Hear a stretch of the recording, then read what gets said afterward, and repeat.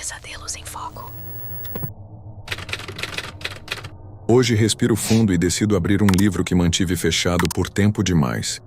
Não é uma história que pesquisei, ouvi de terceiros. É algo que aconteceu comigo, uma cicatriz na minha própria existência. Preparem-se, porque vou levá-los para dentro de um lugar que a maioria conhece apenas pelo nome, mas pouquíssimos, sabem o que realmente acontece por trás de suas portas maciças e seus rituais velados. Você já cruzou com a palavra maçonaria? Talvez sim. Talvez associe a homens de terno, símbolos antigos, filantropia e poder discreto. Eu também pensava assim. E foi essa fachada que me atraiu, me fisgou, me levou para um caminho onde a luz prometida escondia sombras indizíveis. Meu nome é Ricardo, e o que vou lhes contar aconteceu há alguns anos, em uma cidade que prefiro não nomear no interior do Brasil. Eu era jovem, sedento por conhecimento, por conexões que me impulsionassem na vida. Via a maçonaria como um portal para um círculo de influência, para uma sabedoria ancestral. Um amigo, alguém que eu via como mentor, foi quem sussurrou o convite. Ele falava sobre fraternidade, sobre a busca pela verdade, sobre construir um mundo melhor. Parecia a oportunidade perfeita para moldar meu futuro. Os primeiros passos foram como entrar em um clube exclusivo, formalidades, conversas sobre moral e ética, encontros em locais que exalavam história. Os rituais iniciais eram carregados de simbolismo, gestos teatrais, palavras arcaicas que pareciam chaves para segredos profundos. Havia um fascínio inegável, uma sensação de pertencimento a algo maior, mais antigo que o próprio tempo. Eu me sentia especial, escolhido. Mas essa sensação de exclusividade logo começou a pesar. Conforme eu avançava pelos graus, as exigências se tornavam mais sutis, mais invasivas. Não era apenas tempo e dinheiro. Era uma lealdade que pedia para suplantar tudo o mais. Comecei a notar a forma como certas decisões eram tomadas, a influência discreta que exerciam em negócios, na política local. Era poder em sua forma mais pura e dissimulada. Os rituais, antes intrigantes, passaram a ser inquietantes. Os símbolos ganhavam explicações que, em vez de clarear, adensavam o mistério, misturando filosofia com crenças arcaicas que me davam arrepios. Lembro-me de um ritual de purificação, onde fui vendado e levado a um cômodo escuro. Havia cheiro de terra úmida e um murmúrio baixo e constante. Fui instruído a tocar em algo frio e viscoso enquanto repetia juramentos de devoço. Disseram que era para enterrar as impurezas do profano. Minhas mãos tremiam.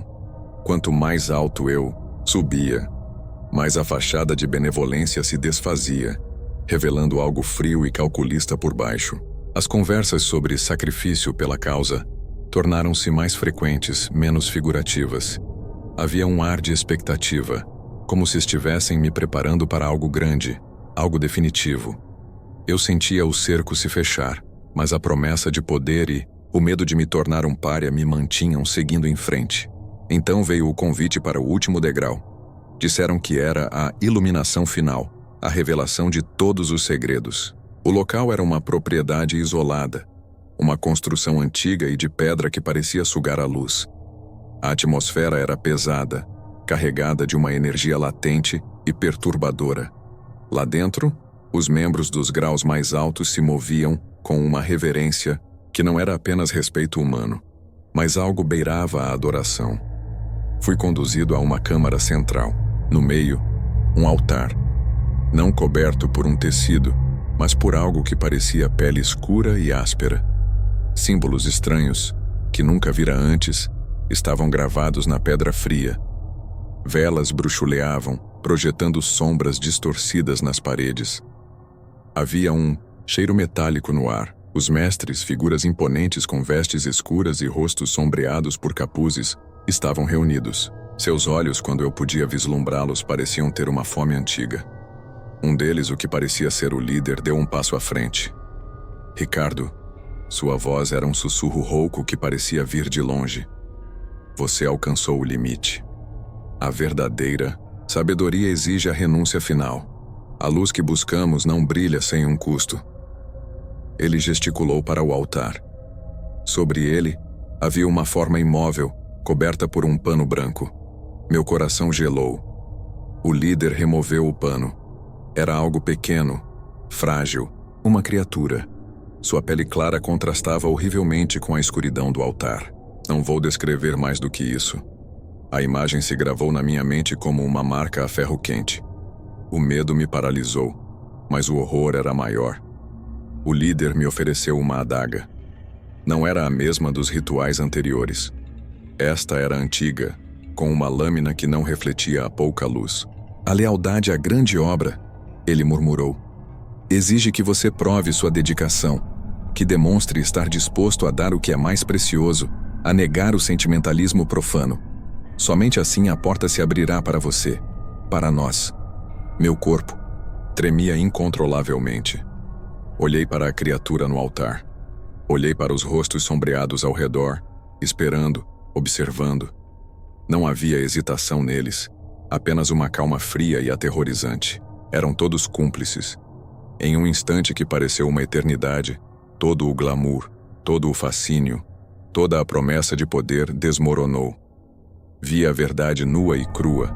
Não era sobre sabedoria, não era sobre construir um mundo melhor. Era sobre alimentar algo, servir a algo que exigia a escuridão, a quebra do que há de mais sagrado. Eu não podia.